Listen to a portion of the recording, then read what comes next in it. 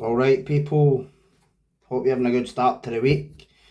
Monday. I just thought I'd come on and make a wee video, but before I get into it, Ashley has been admitted to a hospital to dry out and get the stuff out of her system for 3 or 4 weeks, and then I think it's leading to a place in rehab. So I'm actually really proud of her, because I don't know how many times I've heard her say she wants to go to rehab, she wants to go, and we've just came up against obstacle after obstacle, whether it's ones that she'll get cold feet, or else they'll say, oh, but you don't have the right postcode, know what I mean? But I called up the sheltered accommodation she was staying at yesterday and asked them, can you ask Ashley to call me? Because I was trying to assess what kind of frame of mind she was in, and I didn't get a call back, and I was like, oh fuck, she's bailed, she's away getting drunk or something. But I found out today that she's been admitted, so I'm very proud of her. She's made the first step. Made a wee short about it today, but I'm just really feel that we're getting somewhere. Don't get me wrong, this is going to be really, really hard for her, and the hard work's just, well, I was going to say it's just beginning, it's not even started yet. So watch this space, so we'll see how she is by the time our time's up at this hospital, and then it's time to move on to the rehab. So I really think she would have a lot to offer people who are going through the same battles and journey and stuff like that, just in the same way that some people say, oh Chris, your videos really helped me, see, like people going through prison or court or whatever the issue is, you know. So at the end of the day, it's what they always say, you never know who your story could help. And don't get me wrong, like, there's no such thing as a flawless human being. I'm far from flawless, trust me. I battle my own demons on the daily, but there's good days and worse days. And it's something I'm just going to have to live with, but it's not like a physical addiction. It's more ingrained behaviours, ingrained thoughts, learned stuff, all that kind of shit. But at the end of the day, I'm managing it, so hey ho in it. But anyway, this video that I want to make, I don't know if I've commented on it before. It happened last year, and it was the death of a young boy, a teenage boy, Cory Mcrimman, right, from the East End of Glasgow, who was stabbed to death in a park in the East End last year. I think it was last May. Now, Korey was only 16 years old, played for a football team and all this kind of stuff, but got kind of sucked into this back and forth social media arguing with this other boy. I believe this other wee boy was only, the boy that stabbed him has just been convicted, sentenced to 5 years detention. Now we'll get into that in a minute, right? But the obviously the sentence is being passed. It's kind of reopened. Don't want to say it's opened an old wound. It's, to me, that would still be fresh. Like, you would never forget that if it was your kid. Even being the family of somebody who committed such an offence, like, in a way you're almost making victims out of them as well. But we're talking about young kids here. We're talking about teenagers. We were all there, me especially. That could have been me, either the victim or the perpetrator, many times, right? So the funny thing was, I was actually conflicted about making this video, right? And what I mean by that is, because I knew Corey's dad a long time ago, just briefly, like, no, we're not the best pals out like that, but I know the guy, right? No seen him in a long time, but not just that.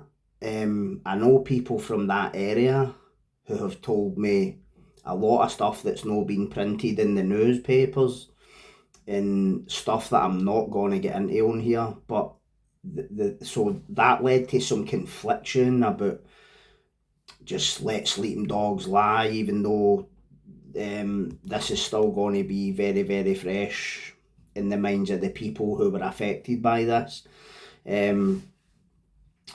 But after giving it some thought, I thought, no, what? This channel is basically built on no just talking about crime, talking about fucking some famous case, analysing this, analysing that.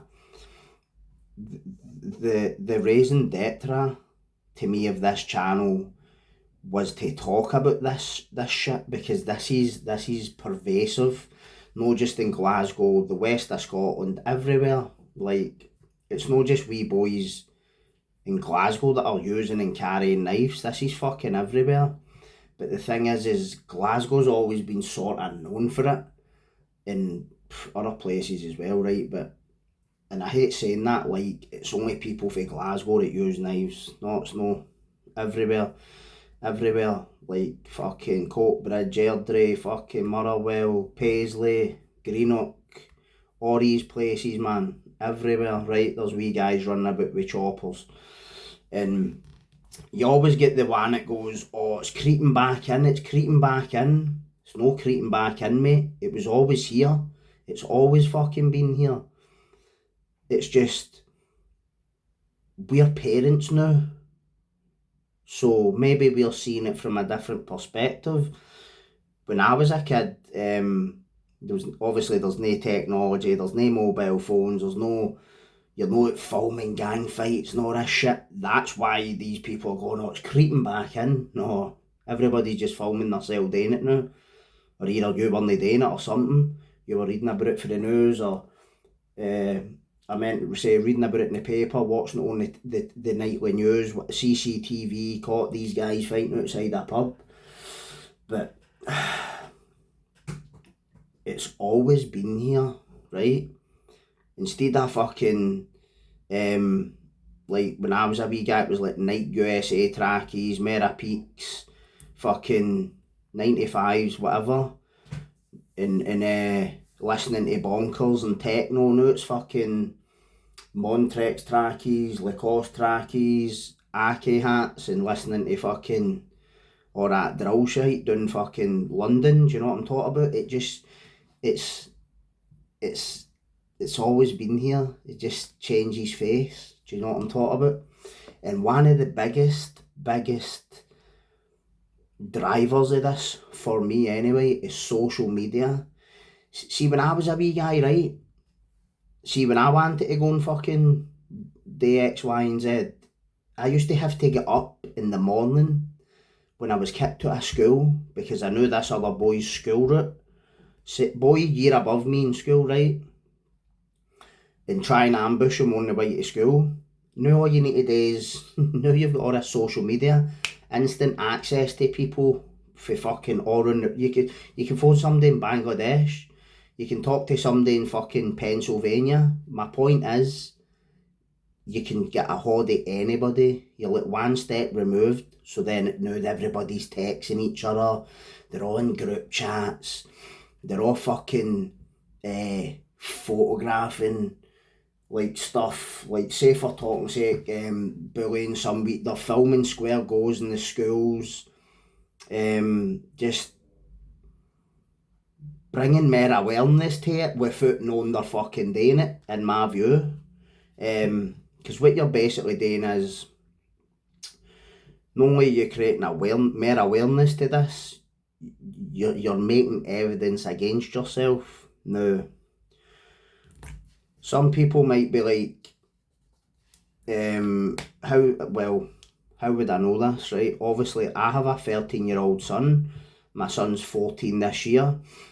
He's in high school, and I know things that are going on in this school. Videos of this one fighting. This wee guy get chased out of school with a chopper down his trousers. Get chased out of school. Like, ran out of school, right? He had a blade on him. So it doesn't stop at the border. It doesn't stop at the county line. It doesn't. Do you know what I mean? That doesn't wash. That doesn't fly. But it seems to me that one of the biggest drivers of this case was the social media aspect, and people, friends of Korey, and I don't know, my pal told me the other boy's name, I can't remember it, but I wouldn't say it on here anyway, because there was a legal, you know, this boy cannot be named for legal reasons and all that. So, not really want to kind of go into it anyway, just in case fucking end up with a chap at the door, mate. Sick of getting chaps at the door, you know what I mean? But the point is, like, there's people on apparently there was people on both sides, like, fucking, see, like one of the ones when you were in Parliament and somebody was trying to slag you, and your pal would go, I'll be right, you fucking taking it. But what he's really saying is, he'll say he was only carrying on with you, but in reality he's wanting to see a box. But then there's been the toing and the throwing, threats made either side, I'm going to stab you, I'm going to shoot you, all that stuff. And then they've all congregated in a park in the East End of Glasgow. There's been an incident, there was weapons there, all that stuff. And I find it just mind-boggling. A 13-year-old boy, like, just running up and like stabbing a wee guy in the chest once, then killing him. That would just ruin. That would ruin everything I have, everything I stand for, everything that gets me out of my bed in the morning. If this was my kid, I don't know if I would be able to even cope with being on this earth. And I know there was a change in the law, was it last year, because they were saying, like, people shouldn't be able to go to Parliament until they're, I think it's 18 now, right? But this wee boy wouldn't be able to go to Parliament anyway, because he's only 13, 14, so he's like my son's age. But I remember I went to Parliament at 16, left when I was 20. So Parliament is a fucking jungle, man. You're either a predator or a victim in there. I don't mean predator like you're going about fucking grating cunts in the showers and all that. What I mean is, you're either a fighter or you're the opposite. You cannot be, you can't afford to be seen to be no sticking up for yourself in there. And obviously I was in there a long time ago, right? They've since rebuilt it, I think 2 or 3 times. So like the old Alicari and Offwing, Nevis, fucking Lomond, all that shit. Seen some mental shit in there, know what I mean? And obviously you don't want, well, let me put it that way. If your kid was getting in there, I'd be worried, right? But sentenced to 5 years in it's not even a secure unit. Where's the deterrent in that? I know to a 14-year-old 5 years might seem like a fucking lifetime, but that wee guy's going to have a life ahead of him when he gets out. That other wee Korey, he's not going to be back. So is it a good thing that the wee boy was convicted there? He's not going to Parliament, he's not going to learn the tricks of the trade, he's not going to be in with a lot more seasoned hardcore guys and all that shit. Probably, it's a good thing, but is he going to learn for the less stressful environment, less strenuous environment, or is he going to go, no learn any lesson? Time will tell. Apparently, I think his lawyer had said he demonstrated insight into his offence, and I'm not being cheeky, but I fail to see how a 14-year-old could carry a knife, use a knife, and kill somebody, even though he was convicted of culpable homicide, which in Scotland is basically, I killed him, but I didn't have the mens rea, it's called, mental intent to kill him. The criminal act is there, but the mental intent, I didn't have the mental intent, I didn't mean to kill him, right? And then in the space of a year, he's got insight into his offence. The whole purpose of that lifestyle, running with a gang, running about punting, running about doing this, running about doing that, is because you've no fucking insight into your life, you've no insight into your offending. That is why you're doing it, because something is going on that's triggering you. Your ma's an addict, your dad's in the jail, your mum and dad died when you were away, and whatever it was. In fact, I did read that the wee boy who committed the offence, his father died when he was younger, and he went after rails ever since. Now, I get that, because that happened to me. I went just berserk in here and in here when my dad died. I was not obviously getting to like a wee skirmish here or there, whatever it was, but I wasn't like in a gang, jumping about gang fighting, carrying weapons, going off my fucking head at the weekend and just taking chasers everywhere, half police, whatever.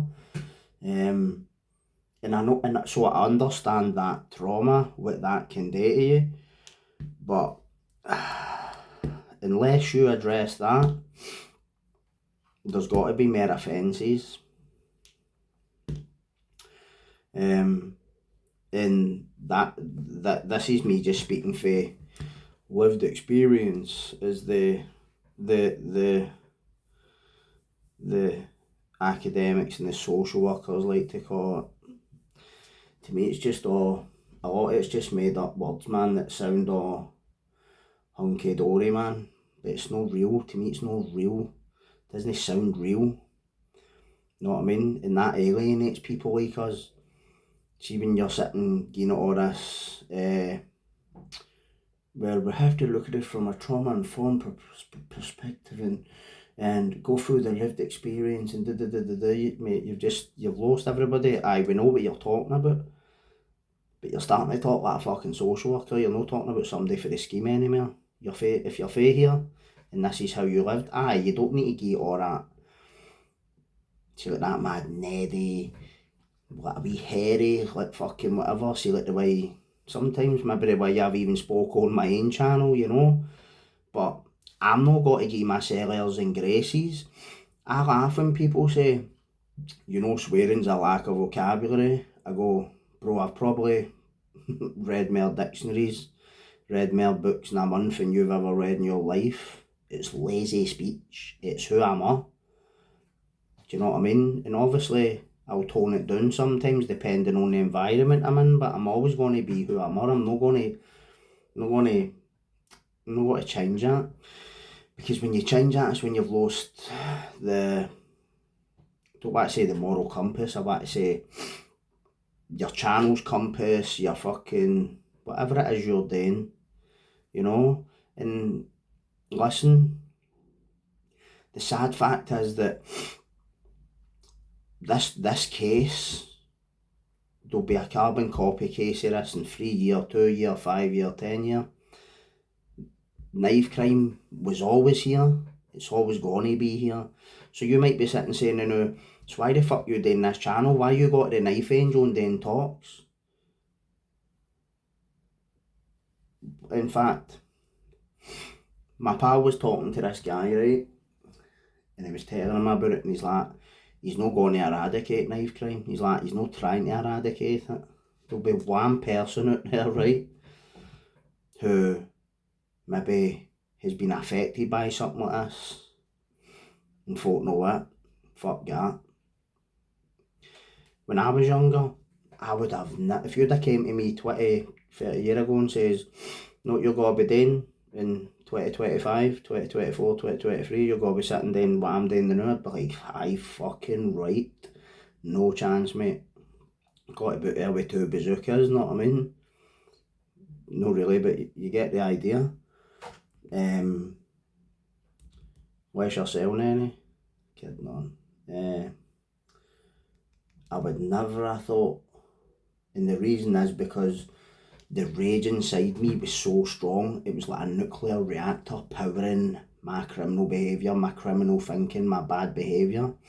And it had to take a 16-year sentence and a 4-year sentence back to back with the recalls. So, not just doing 4 years getting out, was out for 10 years and then went and done 16. No, in the 20 years I was involved with the criminal justice system, probably done like 3 years outside with 2 sentences. Do you know what I'm talking about? That's what it took for me. That's what it took for the penny to drop. Obviously the education helped, but kind of getting a bit hungry with that now, because it's all pure hard left leaning and nonsense, the ultimate hypocrisy, you know what I mean? But that's another story. But I would like to say that if anybody's been affected by this video, if you were involved in that case, I do apologise, but as I say, I was conflicted about making it, but end of the day, it is a channel, and obviously it's better to bring awareness to things like this as well, you know. And it's just so sad that there's young boys out there not even fully developed in the brain, just full of bravado, posturing, fucking I'll do this, I'll do that, and then they're seeing each other. And I say that all the time, man. Like I keep my wee boy treble by to this. Constantly need to know where he is, who he's with, who their mums and dads are, where they stay, everything. I'm just like that because I'm a parent and I need to be, that's just my way of parenting, right? Might be a wee bit hands-on, but I'm not going to apologise for that, do you know what I mean? But I really thank everybody for listening. I know I've not done a video in a couple of days, a week or whatever it was. Can't mind the last one I done, to be honest with you. But I just thought I'd come on and do that, cause obviously the sentencing, the boy had been sentenced recently and that, a couple of days ago, last week it was, but let's just hope there's no more repeats it, but I'm not going to hold my breath, you know what I mean. But yous all take care, thanks for watching, and I'll see yous all next time I'm back on, right? Take care.